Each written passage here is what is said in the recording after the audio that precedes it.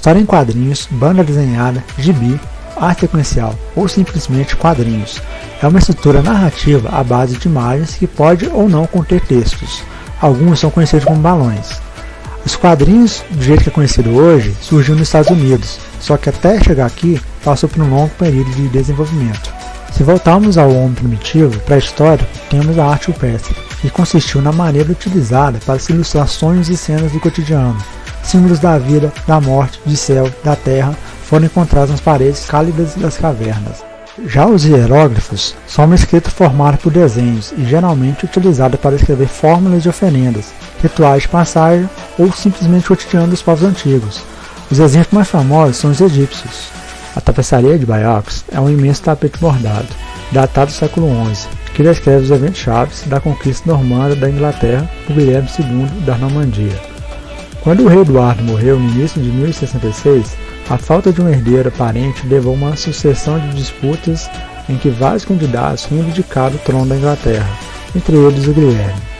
Ela possui um destaque a Batalha de Hastings, mas quase a metade das cenas descrevem fatos anteriores à própria batalha, representando várias cenas de vida cotidiana nobre no final do século XI, incluindo vestuário, castelos, navios e condições de vida da época. Nesse sentido, constitui-se também um raro exemplo de arte romântica profana. Além da derrota anglo-saxã das forças de Harold II, rei da Inglaterra, na já citada Batalha de Hastings. Já no século XV, nós temos as pinturas das igrejas católicas contando a Via Sacra. Nelas é possível observar a trajetória do julgamento e crucificação de Jesus Cristo através de desenhos feitos de forma sequencial.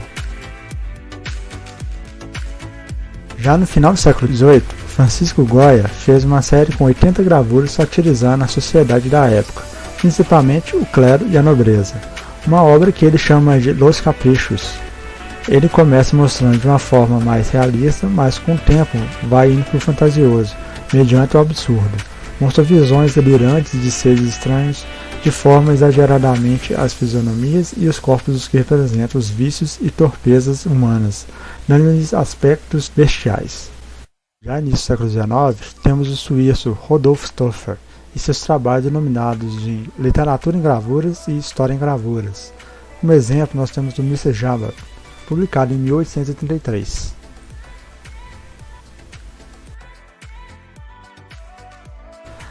Já no século XVIII e no século XIX, nós temos Heinrich Christian Wilhelm, um influente poeta, pintor e caricaturista alemão, famoso pelas suas histórias satíricas ilustradas com textos em verso.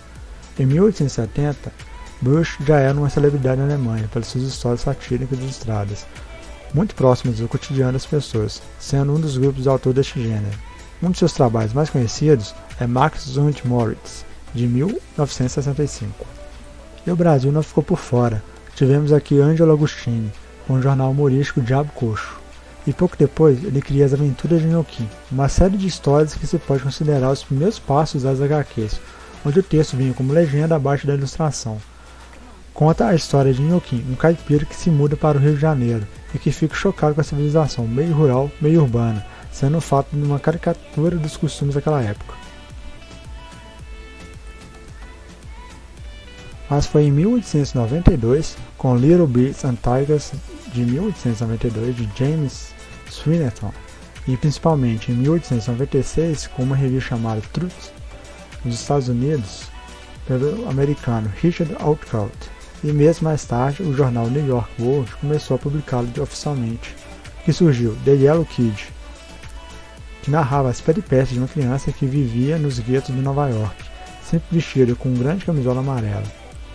O personagem comunicava-se por meio de gírias, numa linguagem bastante coloquial, e trazia reflexões acerca da sociedade de consumo e de questões sociais e urbanas.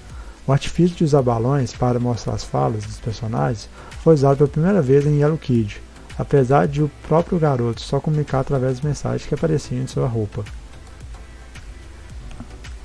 A Yellow Kid foi atribuído o primeiro proto-comic book, ou seja, a primeira revista de banda desenhada. Essa revista trazia republicação de tiras publicadas no jornal. Na revista tinha 196 páginas, apesar de não ter sido a primeira coletânea de tiras, que já foi criado o livro Les Amours, de Monsieur Wilkes Booth. Na segunda edição da revista já aparecia o termo comic book.